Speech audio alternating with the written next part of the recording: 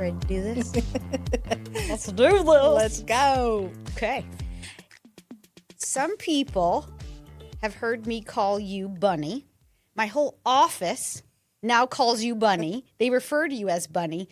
But I don't know if they understand truly where Bunny comes from. Do you remember why I started calling you Bunny? It was at the CrossFit Relativity Gym downtown. Uh-huh.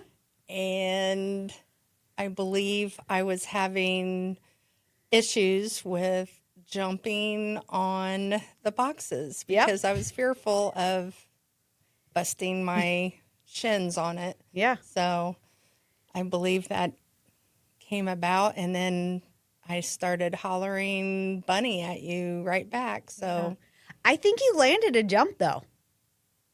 Do I remember wrong?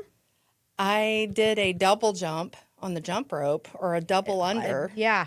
I remember, and all of a sudden I was like, look at you, Bunny. And I started calling you Bunny. You were so nervous about that. So our friendship, our relationship really, I think, grew during those times of old CrossFit Relativity times. We were both new. You are an athlete, have a heart for female athletes, and we'll talk a little bit about that. But you are an athlete, especially when you're younger days. Yes, especially. So your gym experience was a lot bigger and better than my gym experience when I rolled in. I think that was like in 2016. So we flip-flopped. Right. I finally grew into my sportiness. Well, we'll use that term loosely. Welcome to the Thrive in Wabash County podcast. Today, I am honored to be joined in the studio with my friend, community champion Lesley Vigar. Welcome. Glad to have you. Thank you very much. It's an honor to be called a Wabash County champion. You are. You jumped on joining in and supporting this podcast from day one. You have given us great feedback, myself and my other co-hosts, Alex and Adam. Since we had this idea to launch this, you have given us feedback. You tell us when you're listening and you're on the road. And that's really important too. As part of why we wanted to have this podcast, Lesley, is already naturally what you're doing in your role as an established and well-respected realtor, is to make sure that we're sharing the stories of Wabash County that make it truly special and what makes it thrive. And in the role that you have with your profession as a realtor, that's important too. Oh, yes. So what do you think it is about a community? Well, first, let's start this. You are a realtor, so you are, if you want to give a little shout out to who you work with and who your team is, and then we can kind of go from there on why a community like ours is so easy or easier to share about with some of your prospect residents. Well, I work for True Realty, and we are based in Kokomo, Indiana, which is where I'm originally from.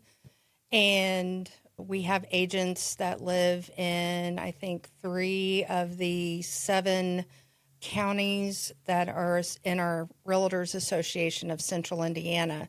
So we cover a pretty wide area of north central Indiana.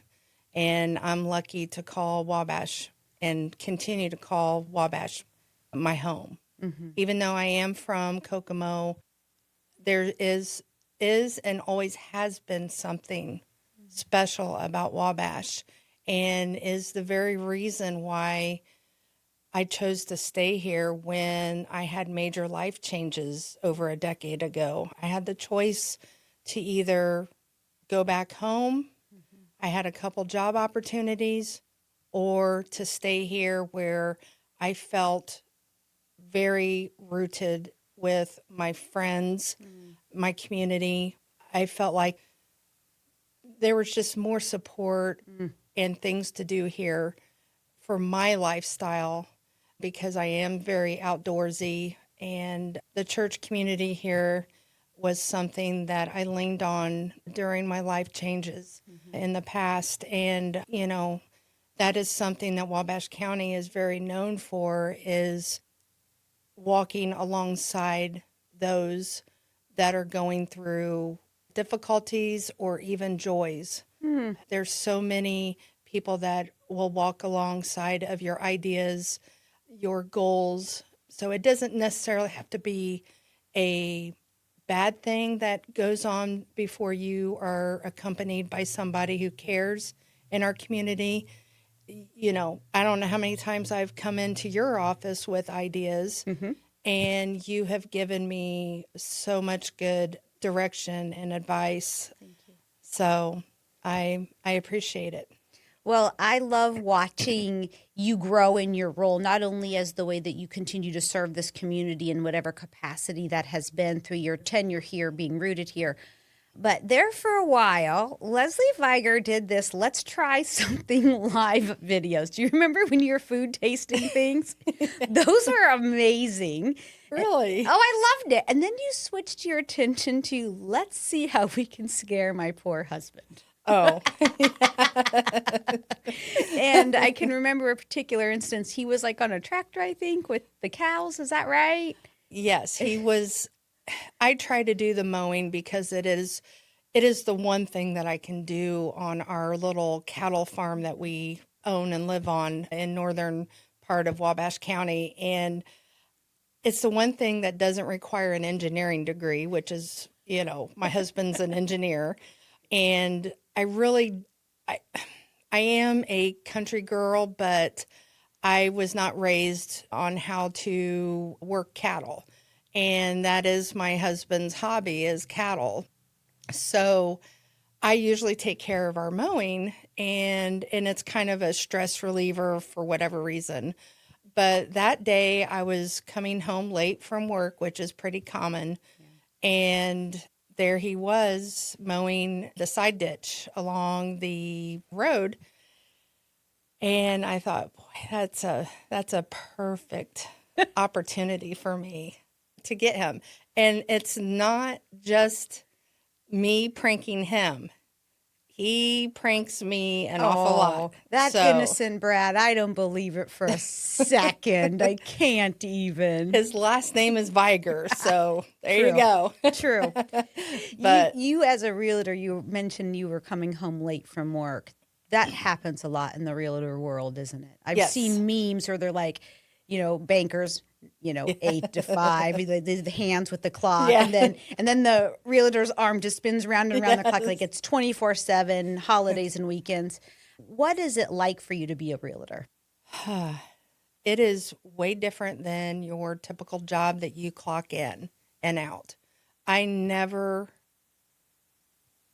can never turn it off. And the weird part is I don't want to turn it off. I really enjoy helping people. And yes, I may be coming home late, but there's sometimes I don't leave my house until 10 a.m. There's sometimes where I leave at 8 a.m., but I'm able to come back at 2 p.m. to go mow the yard before the husband comes home. Right.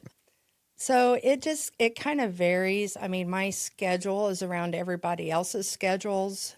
And, my husband and I will take a lot of boating trips, and we've recently been boating up on Lake Michigan with our boat. And I take my computer, on the boat, and there's sometimes at 11 p.m. at night, and we're in harbor, and you can see the glow of my computer on, and the husband is in our cabin sleeping. And you're still out there working. I'm still out With there your with the clients. night fishermen strolling up and down the canal. So Do you ever feel the pressure? I know right now you're currently working with a client that's in search of a home to rent, Yeah. has very specific requirements. Do you ever carry that weight of their needs with you? And is that sometimes hard to turn off when you have someone right now who is looking for something and searching right now? It's just, it doesn't stop, I'm assuming, at 6:00 p.m. when dinner's served, right? no, that is a double-edged sword for me in terms of my desire to help. This client of mine that is searching, she has some very immediate needs. And I'm calling all sorts of people to try to find her something between here and Peru. And, I've even talked to a couple mayors about it, including ours. Who took your call, I'm sure. Oh, yes. Happily took your call. Oh, Yeah. yes. There was one recent client who just moved here from California, and her husband were living in a camper in the Kokomo area. Their camper was frozen up in December.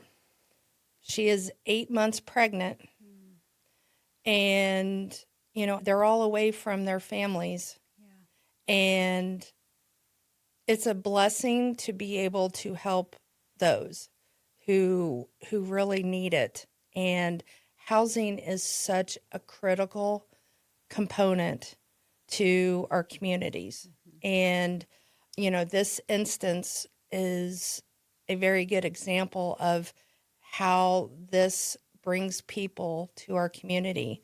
They established roots with a area church. They had some friends here. They were looking in 3 different counties, and they chose Wabash. That's awesome. They loved the First Fridays. Mm-hmm. They love our downtown. Mm-hmm. They love their church. Mm-hmm. And they just love the community here.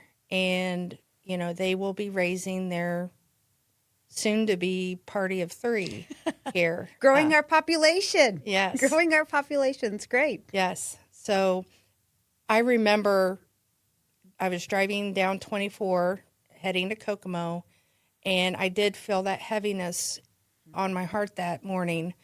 And I remember I was praying, and I was just asking God to help me find something for this young couple. That afternoon, I get a phone call from my clients, and they want to look at the home in downtown Wabash. And it was one of those that the MLS system had sent them because I had set up their search parameters. Yeah. And it immediately notifies them. And they saw it. We went a day later, took a look at it, and we made an offer, and they moved in just a couple days after Christmas. Mm-hmm. So, wow. Yeah. We realized quickly, we being myself and Alex Downard, and you know Alex really well. Again, he's a co-host on the podcast. He and I sat and spent some time really thinking through this gateway to attracting people to move to our community. And we had meaningful meetings with each other, thinking what that pipeline and process looks like. And one of our easiest, largest, strongest assets are our realtors. Yes. And you think about the relationship that you built with those people you already are here in this Wabash County, or even the Kokomo area. They're going to reach out to you because they've built a relationship with you. But outsiders coming in, you might be that first introduction to what life is like here. And so we recognized, Alex and I recognized right away, we need to make sure our realtors are armed with everything that they need to make someone feel welcome. And so that's when we built some of those "We're glad you're here" welcome packets. You were already coming into our office saying, I need more guides. I've got people that I want to welcome that just bought a home, that way I want to give them a packet too so they have a resource.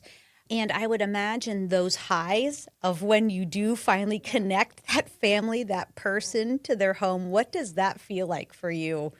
That's going to be so good. Other than the commission, of course. We all like to pay our light bills at the end of the day, but that has to feel remarkable. It is such a life-giving feeling of, some people base their worth on, how much maybe power they might have, or money, mm-hmm. or assets or whatever. But really, I think what really gets me going and gets me, excited in the morning and is just helping people. Mm-hmm. And to see, like, after the closing and you see them making that house a home, it's a very, very rewarding feeling. It's a very warm, I'm just very grateful to be a realtor. Yeah. So sounds like you're living your purpose. Yes. And that's something that I struggled with very badly in my 20s. Mm-hmm. I became a realtor when I just turned 30, and I'm 50 now. But in my whole 20s, from college until the time I became a realtor, I really struggled with my purpose. I read the book Purpose Driven Life by Rick Warren. I read several books to try to figure out what is going to light that spark in me. And, it's real estate. It's easy to see. I love it when you come into the Welcome Center, and sometimes it's just to see what we have new. Sometimes it's just to say hi, right? And you're greeted with a Bunny. Bunny's here. Hey, Bunny. From our team, you've built such a sincere relationship, but I have watched you do that with other newcomers. Quick, easy example is when Four Partners in Crime opened, and you and Brad very quickly found a place of comfort there, which I think owner Julie Dickey wanted for those who came into her space. But that relationship has gone from customer, dedicated, faithful patron to a dear friend. Yes. That is Lesley Vigar to her core. That is what you do when you see your people and find relationship with others.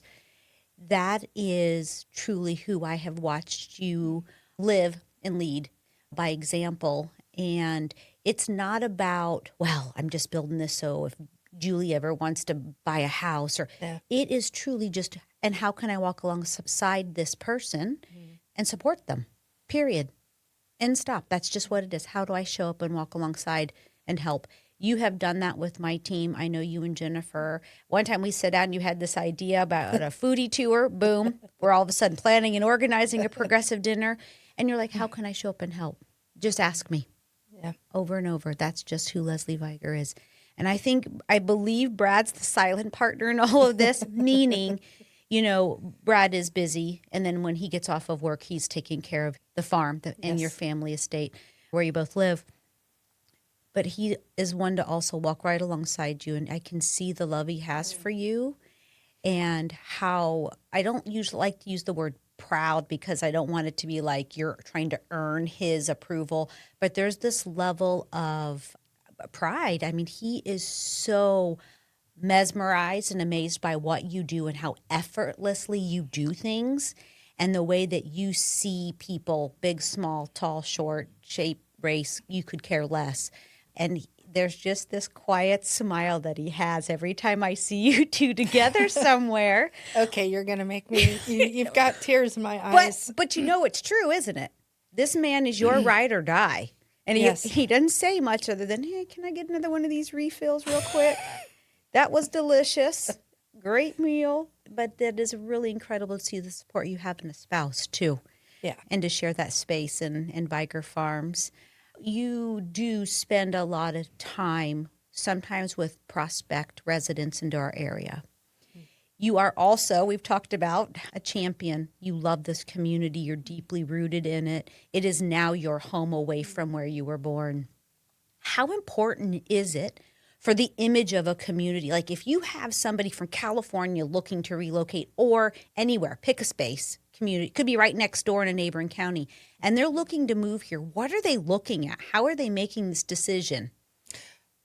Well, I have an interesting perspective on this because I was an outsider, and, I did not move here until 2002, late 2002. And when we were looking, my former husband and I were looking in this area, we were 26, 27 then. Babies. Yeah. Just babies. We were looking, the number one thing was schools. And I know that this is really superficial of me to say this, but I do remember we were going through Laketon, and we saw the elementary school in Laketon. And, we were coming from a more modern school system like Eastern schools in Kokomo area. So we had these expectations in our own heads of what a school will look like and what it'll offer. You know, Eastern had just spent millions on a performing arts center. And also, I think some of the athletic facilities were upgraded then. So when we came up here, I was looking superficially and I saw a more modern building, and it was the Laketon School. Which, isn't that ironic? The Laketon School was the modern facility that drew you, right? It looked modern to me. And I'm sure it was, but I'm just saying you don't expect that in Laketon, you know? Yeah. And Shout out to Heather Cruz, longtime community member of Laketon, Indiana. And we would spend our weekends when we were not working. We would drive up here and meet with Uncle Dave Phillips and Aunt Deb. And, you know, we just lost Deb, you know, in the last month. And so Uncle Dave and Deb would pack us up in their old minivan and we would drive the countryside. And one of our favorite areas that we dreamt about building or finding a house in was LaGrow and Rich Valley. Beautiful. And if you know where we come from, Howard County is pretty flat. So there were many instances where we had the van door open and we were getting sick Because it felt from so the hills. You know, it's funny now because, you know, I'm so used to it and I Yeah. don't even think about it. But when we first moved, when we were looking up here, we would really get sick every week. Don't think about that, but So you're right, sure. I remember one instance we were heading out Mill Creek Pike and we got close to Rich Valley where it opens up. There we were getting sick in the side ditch. But we, you know, this was a time 20 some years ago and LaGrow has done some massive changes. But I remember the sentiment of, you know, we were telling some people that we knew up here that we were really loving the area of LaGrow. And they're like, well, why do you want to go to LaGrow? There's nothing there. Look. Beautiful. Yeah, it's absolutely beautiful. You know, now it's so different. Even now, it's even more beautiful. I mean, they're doing some great things in LaGrow, and it's exciting to be a cheerleader for those that are really, really putting in the sweat and tears for that community. Dreaming bigger Yes. for what it could be, you know, Yes. what it could be off of those natural assets that are already so remarkable and so beautiful in that community. Oh, yes. Just adding more value to it. Yes. So when you think about you being so young, looking at a place to relocate into this type of community, you said you first were looking at school systems. Any other deciding factors, whether it was for yourself at that time or prospect clients or prospect homebuyers that are looking to come to this area that they're looking at?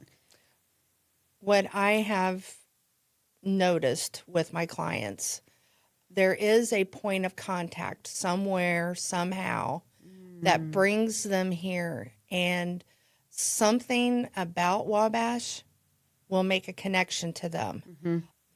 I'm trying to think of one instance where there's not just one, there's several instances of the First Fridays when someone was visiting family and they went down to First Friday. There's, you know, the Honeywell Center. I get friends, fellow realtors from around the state, and they're like, oh my gosh, I love your downtown. You know, I would love to live there, but, you know, my family's over here, so we're kind of established. But, you know, they were here for the Honeywell Center concert.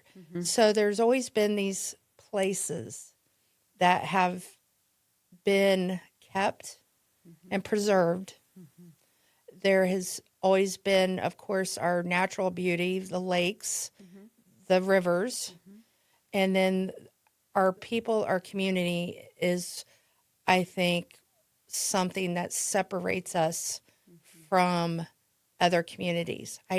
I can't tell you how many people I sit back and watch, people that offer their knowledge or offer their finances, or they offer something from themselves without expecting something back. Mm-hmm. And they do it because they love this community. Mm-hmm. And you're one of them.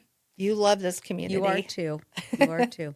But I think the term is altruistic. Altruistic. Yes. And I feel like look at the trailblazing that Amy Ford has done with the Wabash, path. Yeah, Yes. the Wabash River Trail. Sure. Yes. And then some, right? She doesn't stop. No. Yeah. No. But that trail system is an amenity. Mm-hmm. And, that's another thing. That's another piece of the puzzle of what brings people to Wabash is the people. We have good schools. We have an extraordinary leadership in our government, We do. our economic development, and how everyone works together. I know that they don't agree on everything, and they're not yes people. They challenge each other, but they work together for the greater good. And I can't tell you how many. I'm jumping off another subject. Go here. I'm for sorry. it. I'm going to hold on. Just call me Brad Jr. I'm holding on, Lesley. Let's go. Let's go. So, something that I have noticed while attending summits, the summits with the Indiana Association of Realtors, they have summits at French Lick, Madison, Fort Wayne, and they highlight the region's area, like what they're known for, what they're doing great at. And they bring in all their public leaders, economic development, and visitors centers. Mm-hmm. I can't tell you how many times I've had another mayor that I'm speaking with comment and notice that when I tell them I'm from Wabash, their eyes get big, they stand at more attention, and they say, wow, your community has what I want. You guys are doing great things up there. Your mayor, your economic development, your visitors center is top notch, top tier. There's so much. I've heard so many people envy what we have here in Wabash. And when you get outside of our Wabash County, the lines of Wabash County, you listen and hear, you see how other people are living in other areas. And I see how great it is here in Wabash. Mm-hmm. And I know that, every community has some negativity of some sort going on. Sure. But I really feel like Wabash is just a very special place. And I'm just very blessed to be here. And it's proven time and time again when I go to areas of the state with the Realtors Association and I hear, and here's the other thing. I was down in Madison, Indiana last summer. Their tourism is doing the same thing that Wabash County is doing. We met with them and helped them build that out. Did you know that? Yes, I eventually knew that when I came back from Madison and I went over and visited with you guys. Oh, yeah. And told you what I got to experience down there. But that shows Wabash County is not afraid of competition. No. There is a very well-known realtor in Chicago area. Her name is Marky Lemons Ryle. And she is a entrepreneur, businesswoman, AI marketing guru. She does it all. But her grandpa started Lem's Barbecue in Chicago. He helped, Famous Dave's Barbecue. Mm-hmm. Yeah. It's nationwide, well known. Mm-hmm. Famous Dave's Barbecue wouldn't be here today if it wasn't for her grandpa sharing knowledge. Famous Dave's Barbecue is still going on right now. Lem's Barbecue is still going on right now. Yeah. 70 years of business. And he didn't gatekeep Yeah. his secrets. He shared them with his competitor. And I see that in our community leaders here. And I think that that's another reason why Wabash is doing great things, why our visitor center is so great. Thank you. And it's just, gatekeeping is so 1980s. It's so out of fashion. It's not even Yes. cool. It's not. It's out of Yeah. style. That's what I meant to say. Yes. Yeah. And, successful people are willing to lend a hand and not gatekeep. No, not at all.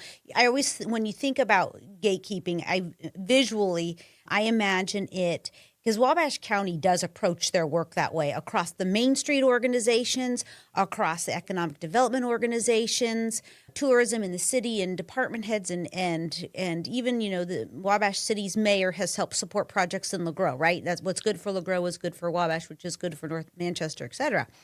But when you think about gatekeeping, visually, I imagine it to be like a dog that's peeing on different spots, marking its territory. Yes. If you do that, nothing will grow, Yes. right? Yes. If you fertilize the entire lawn, if you all care for the lawn together, doesn't mean that a weed isn't going to pop up being a problem or a hurdle, but instead of fighting over areas of the lawn and marking your territory, tend it together. Make Yes. decisions together. Don't fight over it. And no, you're right. The leadership, stakeholders, volunteers, investors, they aren't always going to agree on the perfect ideal direction.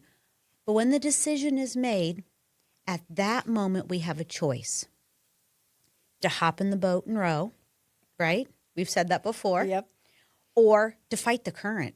And fighting it isn't going to make it easier for our realtors to bring people in. No. It's not going to make projects that we see happening in LaGrow, in the community of Rowan is doing amazing things. They have Yes. a park project going on.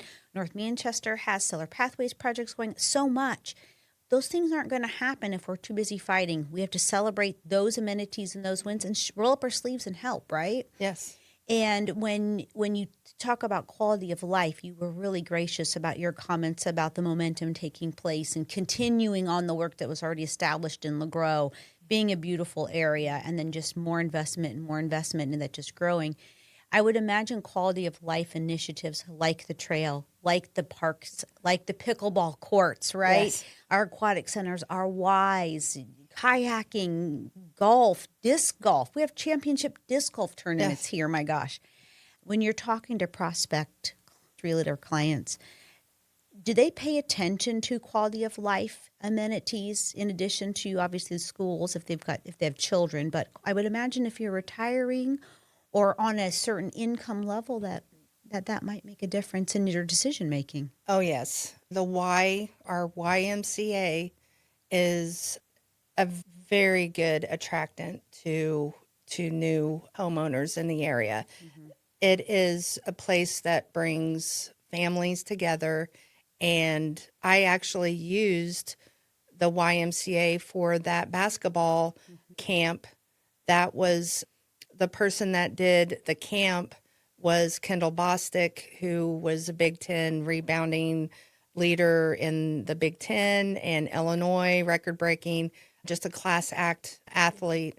And her family said that our YMCA was one of the best ones that they've been in. And they've been in a lot of gymnasiums, a lot of Ys, and they just, they absolutely loved it. So the amenities are definitely an attraction for potential people moving to our area. And, our river walk, our downtown, I mean, there's just a lot of just beautiful architecture downtown Wabash.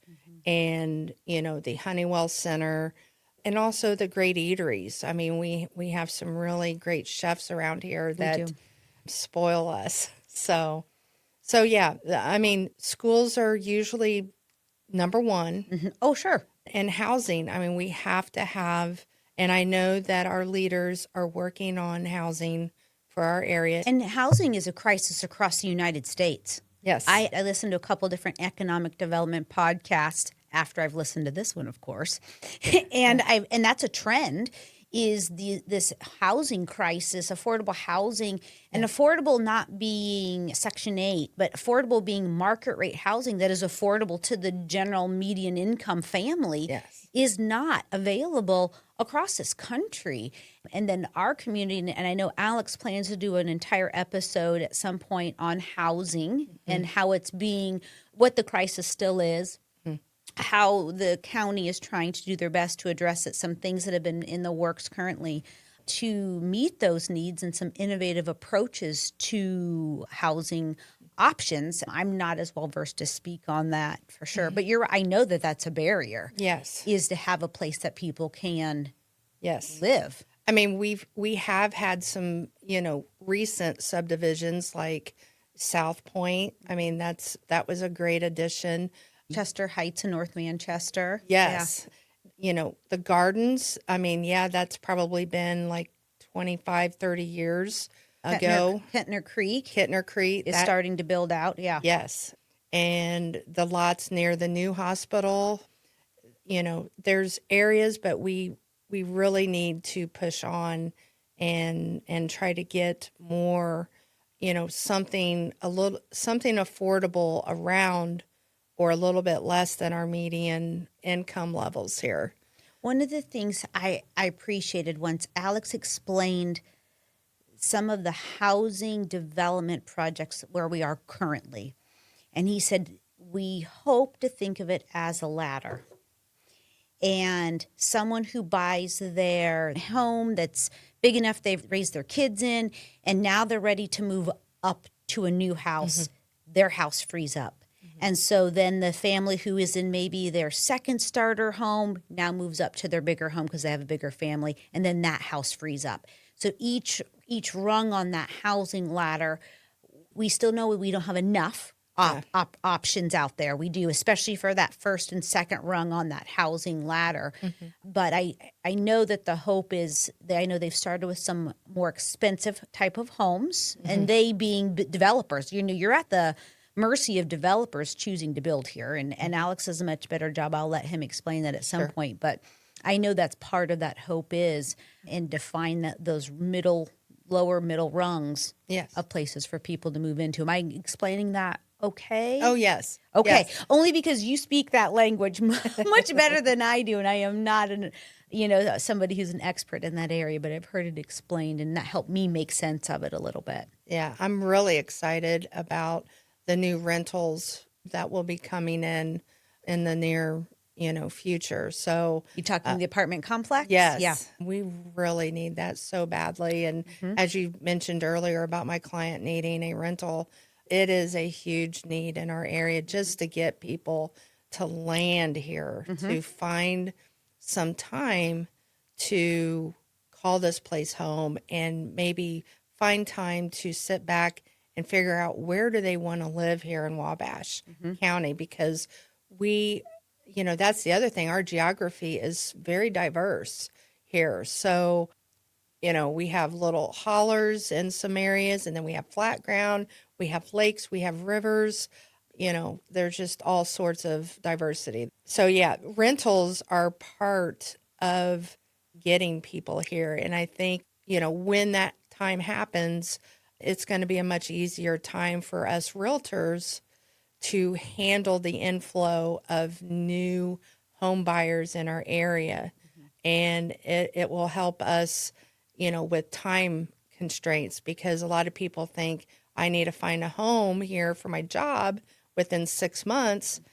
That sometimes is very hard to do. I know that when I moved here in 2002, we made a bad real estate decision when we first moved here, because we had a time frame where we had to buy and live. We had to live here within a certain amount of time of his job.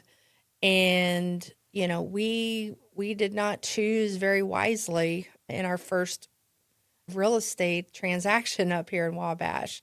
So, I see it every day where clients feel that pressure. And like I said before, this is not a new problem for Wabash County. Yeah. This was a problem back when I came to the community back in 2002.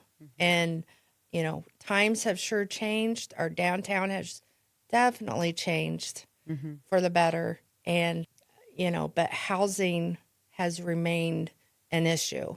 And now it is a national problem now. So We tour, our office serves kind of as a hospitality guide for manufacturers who are hiring executive level or hiring administrative members to their team. And we work closely with several different industries who will reach out to our office and say, all right, I have a candidate that we're interviewing for a position within our company. Will you take them on a tour and answer any of their hospitality questions that they might have? And a lot of times the employer really wants us to help upsell the community, which is what we do. I mean, that is our core of what we do is let's talk quality place in life. We know it, right? We're dialed in. And our staff is diverse enough. We have children at different ages. We have young team members like Biz who don't have any children yet, but are active in the youth community. And so all of our staff is at different places in our life that we can speak into whoever the candidate is, right? And you are so correct, Lesley, in the fact that at the end of a tour, and here recently it's been Stephanie who's led the last few, the candidate wants to know, where can I rent if I move my family here? And every single candidate she's toured has been from outside of Indiana. Where can I rent with my family before we settle in? What geography do we want to be in? Do we want to be close to downtown Wabash? Do we want to be out near Laketon area or more rural parts? Do we want to be in the rolling hills of Rich Valley or closer to, the Mississauga Reservoir in Somerset? And you're right. It is really hard to find executive level rentals or ones with families that need more than just one bedroom short term. We actually went through a period in which we were coordinating with some of our business partners and Airbnbs. yes, I remember that. And our Airbnb hosts or Airbnb style of short-term stays were entering into long-term stay contracts because there was no other option at the time, and that's been several years ago. So I am with you and I understand it and we hear it and we witnessed it, not obviously at the level that you do. So I have to ask you this question. My daughter, sadly, and recently, I say sadly, and I don't mean it, but she now moved to Illinois. Oh. She moved to Illinois this past summer, and which is, I understand it was an opportunity for employment and education. It was a grade she was wanting to teach. However, one of the first things I started to do was to Google about the area. The online, and this is something I've always wanted to ask a realtor or anyone who's in the business of selling our community, and that's what you're doing every single day. Does a digital image or online image, does that make a difference? Is that impactful when we have commentary that's searchable, whether it's social media or TikTok or just in general? Is that an impact that it might have on the future or the impact of Wabash County and increasing or attracting residents to the area? Absolutely. I put that right up there with schools. Yeah. And I'm so glad that you brought this up. And I made some notes ahead of time, and I just kind of want to share some of those thoughts with you. Oh, good. So bear with me here. No, please. So let me put on my readers here. I feel you, girl. I feel you. Okay. The thing about social media, it can be used for good. Absolutely. But it seems to go negative very quickly. And I think some of that could be the hit of dopamine that we all get.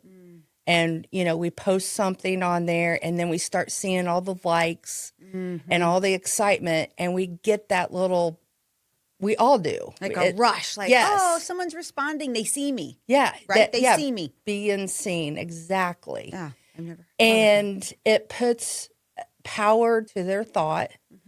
And, that is a good thing, but it gets really negative quickly. And, if it's not helpful, would you say that to that person if they were standing right next to you? And how are they going to receive that? Is it really going to be effective in making a change or getting that person to see your point? If you're hateful, or let's say you're saying something that is untrue about that person. Or business even. Or a business. Community leader, yeah. Yeah, and your intention is to make something happen or change something. How likely is that person going to receive your idea or thought? Yeah, if it feels like just a blatant attack, a blindside attack, yeah. Yeah.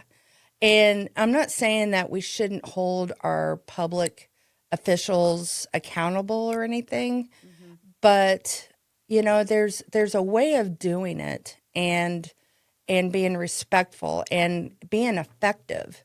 One of those things is, I know that our mayor has an open door, and I've been through that open door with thoughts. And I know that other officials, I've been through your door, I don't know how many times. Absolutely. And, I've brought about some ideas, and you got me to see some things that maybe I wasn't thinking of. And so, there is a way, and I think you have to be careful about what you say online, because people from the outside that are not from this area, they really are paying attention to these public platforms on social media. And when they, a business could be looking at possibly coming in, and they see all this circus going on, maybe that might pull a business back.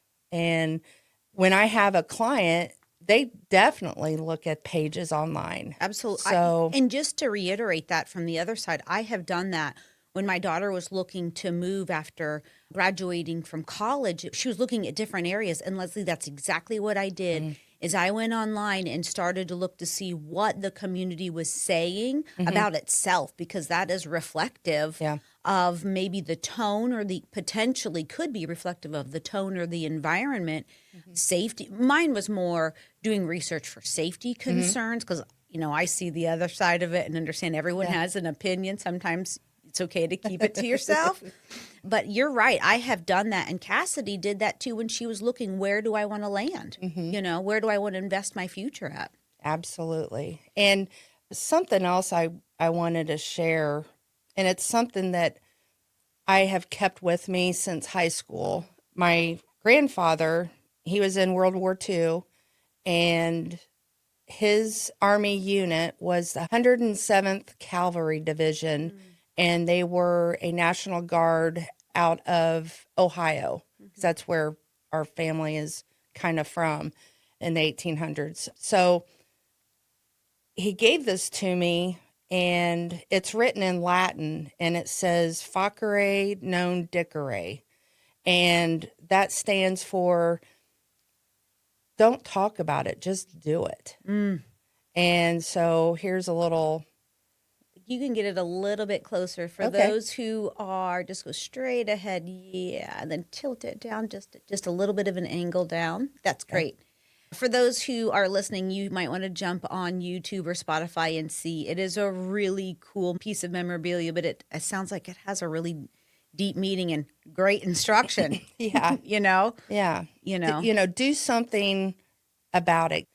If you find something that your community needs, jump in there, make something happen. I can just rattle off several people. Everyone knows Amy Ford and what a trailblazer, literally, she was for the Wabash River Walk. and how much enjoyment we all get from that. But like, for instance, James and Naomi Lynn, they're some of my great clients. They were my neighbors on Columbus Street.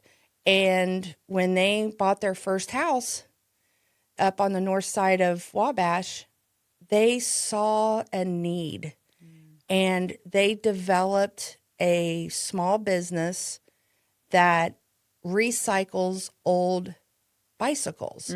You know, James loves to bike ride around town, and he just wanted to share his love of biking to possibly people that are less fortunate, and he gives bikes away.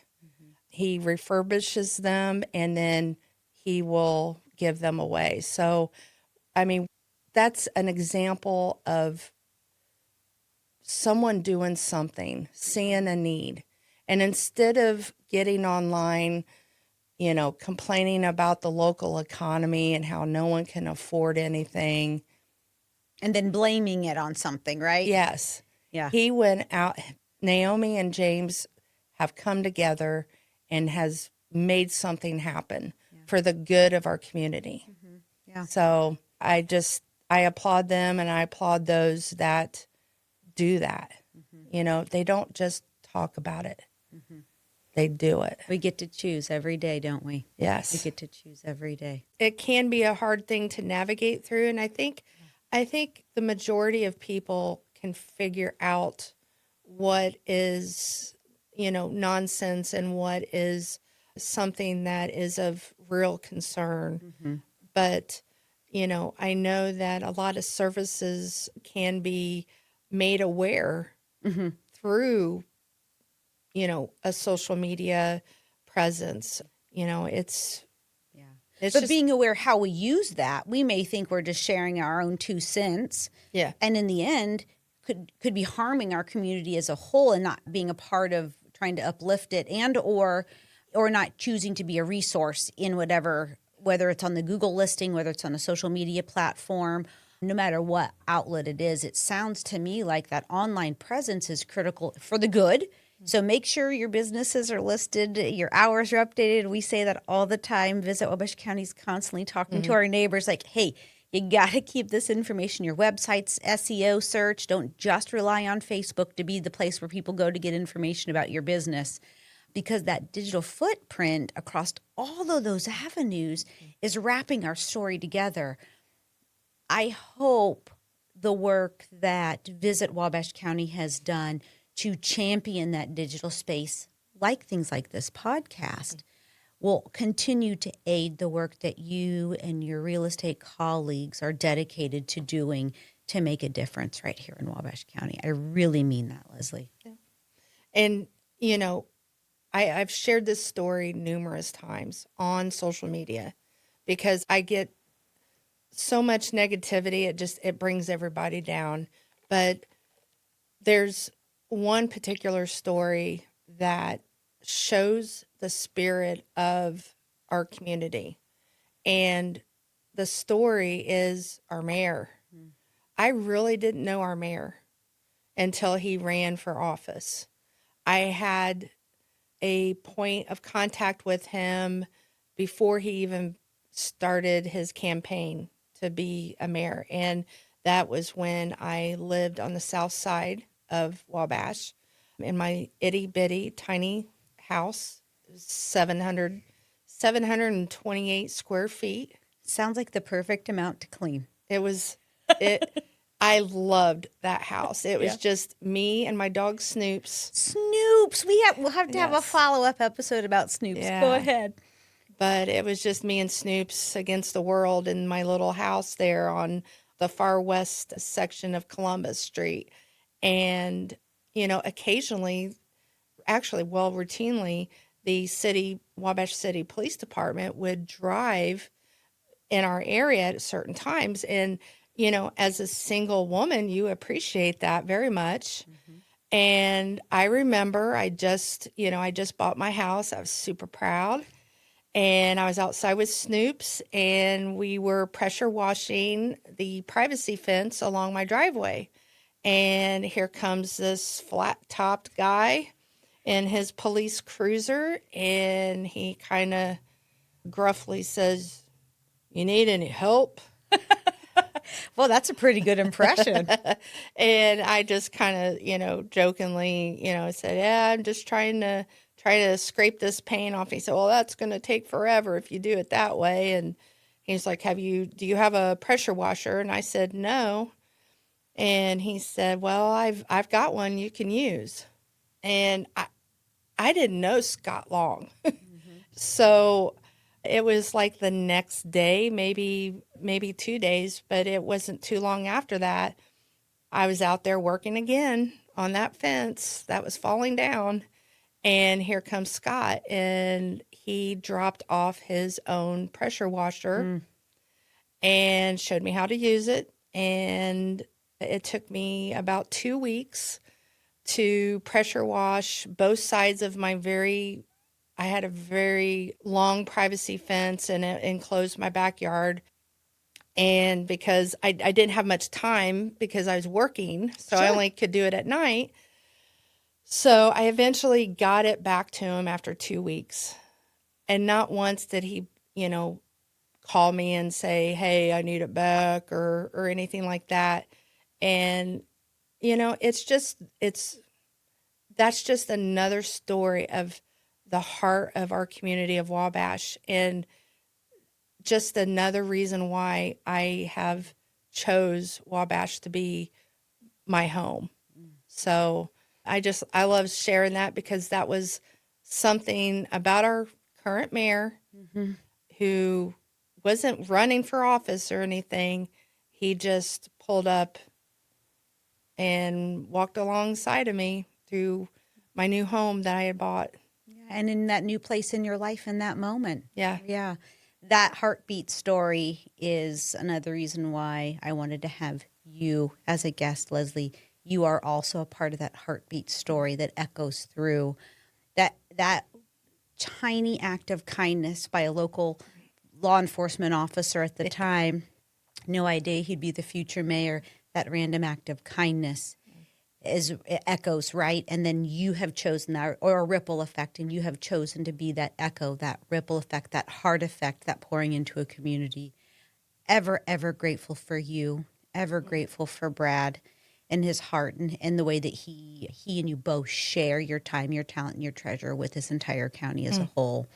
We see you doing those things, Lesley, so thank you so much. Also, not only is Mayor Long, yourself, Brad, a whole list, Amy's, we've listed a couple of wonderful people, but this podcast is made possible by some really incredible, generous people who trusted us with this, trusted me with a microphone for an hour at a time, which is pretty impressive.